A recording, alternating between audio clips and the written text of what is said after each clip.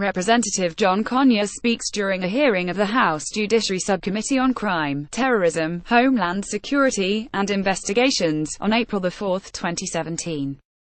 Photo Alex Brandon. Thank you for signing up. For more from The Nation, check out our latest issue.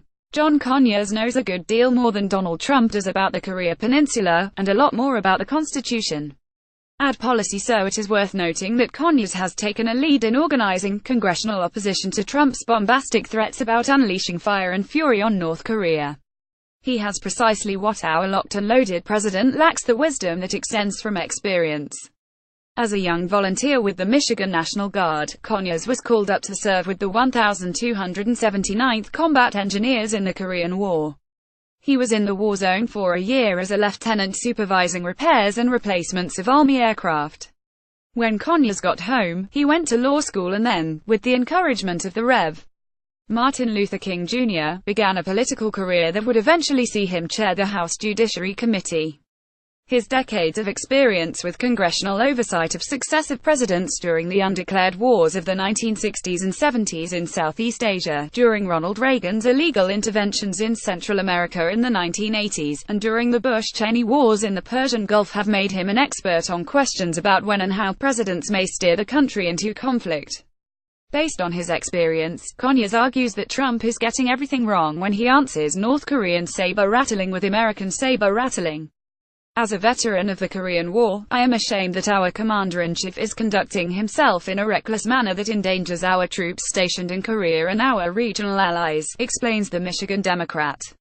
Trump must immediately cease talk of preemptive war, which must be authorized by Congress, and commit to the diplomatic path advocated by both American experts and the South Korean government. Conyers is right, and his position has attracted considerable support in Congress. For instance, while Trump claims to be concerned about threats to Guam, the congressional representative from Guam, Madeleine Bordallo, says she agrees with Conyers.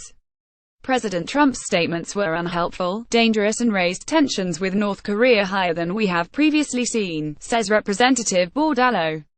This has led to North Korea directly threatening nearly 168,000 American citizens living in my home district of Guam.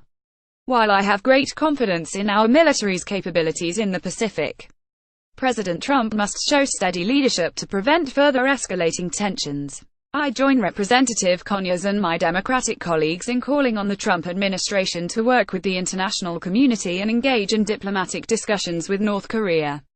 It is imperative that President Trump and his administration work towards a peaceful solution to this situation and refrain from any action that could lead toward a military conflict.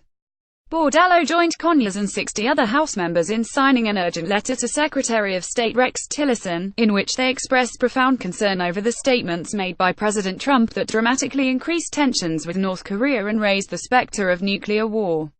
These statements are irresponsible and dangerous, and also senselessly provide a boon to domestic North Korean propaganda which has long sought to portray the United States as a threat to their people, the House members declared in the August 10 letter.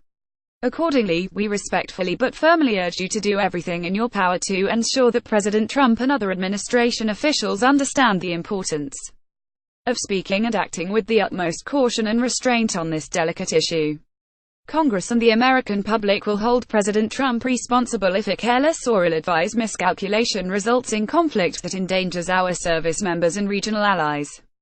To allay these concerns, the Trump administration should publicly declare its agreement with the constitutional requirement that any preemptive attack on North Korea must be debated and authorized by Congress. That final line gets to the heart of the matter. Trump lacks the authority to order a preemptive strike on North Korea. While the president has a responsibility to defend the United States when another country attacks, the power to declare war and, in so doing, to authorize the use of force rests with Congress. John Conyers and the other members of the House who have written Trump are obeying the oaths they swore to support and defend the Constitution of the United States against all enemies, foreign and domestic. Donald Trump swore a parallel oath to preserve, protect and defend the Constitution of the United States. Congress should remind him of that by outlining clear limits on the use of force, especially with regard to preemptive and unilateral nuclear strikes. If House Speaker Paul Ryan chooses to try to block action, the threat that his sycophantic relationship with the president should be recognized and addressed by the chamber. If, in the end, Trump chooses to disregard his oath, then he should be impeached and removed from office. Should it come to that, John Conyers will, again, be able to call on wisdom grounded in experience. He is, after all, the last remaining member of the House Judiciary Committee that voted for articles of impeachment against Richard Nixon in July 1974.